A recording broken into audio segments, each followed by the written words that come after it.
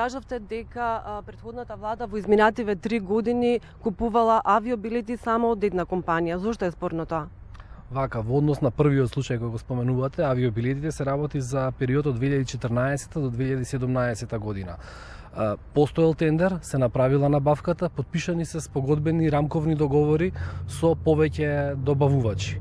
Тоа што е прекршено е потоа самата набавка на авиобилетите, наместо да се следи процедурата и да се бараат понуди за секој авиобилет од сите компании со кои што биле подпишани рамковни договори, фаворизирана е една компанија од која што и само од нејзе е барано да се доставуваат понуди за купување авиобилети и купувано е само од нејзе. Од МВР бараме да спроведе истрага околу токму оваа постапка и процедура што сметаме дека е прекршена. Повторно ја спомнавте компанијата Атриум од Вевчани. Ова не е прв пат владата да ја именува компанијата. Кажавте дека се надплатени неколкократно одредени услуги кои што ги плаќал ПУИК. Да, компанијата Атриум од Вевчани се работи за сомнителна набавка со акционерското друштво за стопанисување со стамбен и деловен простор и од страна на фирмата Атриум. Како што кажавме, на самата пресконференција се работи за период од 2012 до 2017 година. Што се случило? Се користеле дампинг цени, односно се давало понуда која што била далеку под пазарните цени за одредени стоки и услуги за работи кои што се знаело однапред дека нема да бидат набавувани. За оние работи за кои што било познато, односно очигледно дека знаеле дека ќе бидат набавувани, цените биле повеќекратно повисоки од набавната цена.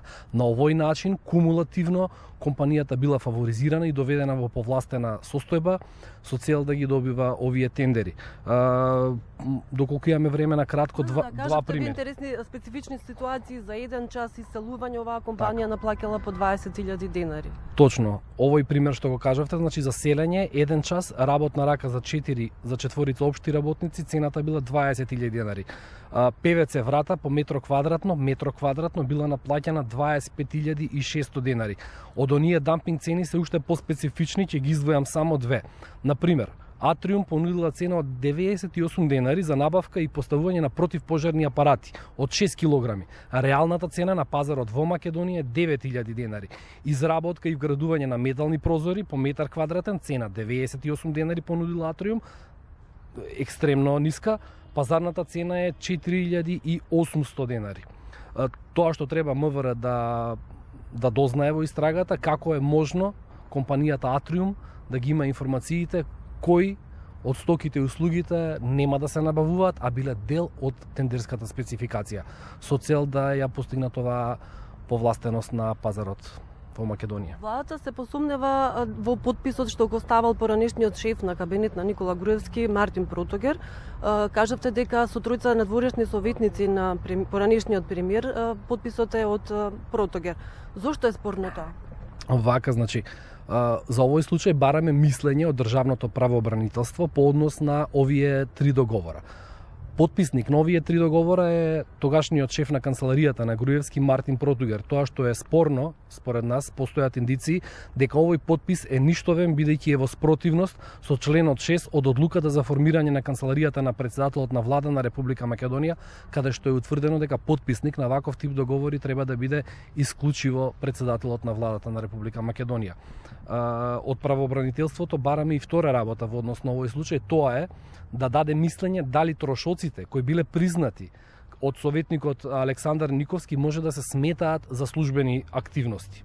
Да наведам неколку, покрај месечниот надоместок од 3.000 евра се работи за авиобилети во износ од над 30.000 евра, угостителски услуги 23.000 евра, такси и превоз 5.500 евра, подароци 2.500 евра, други трошоци 6.000 евра или кумулативно 217.490 евра советникот на Никола Груевски, Александар Никовски земал врз основа на овој договор. Дали владата направи пресметка колку е оштетен буџетот на Република Македонија со овие три случаи? Севкупна бројка немаме направено, баш поради тоа што во моментов има поднесено барање до Министерството за внатрешни работи да спроведат истрага. Оставаме сега они да ја завршат нивната работа, за понатаму таа истата да ја преземат и другите органи во државата. Единствена бројка која што ви ја спомнав, таа е таа што можеме да ја кажеме, односно каде што бараме мислење од правообранителството во однос на договорите.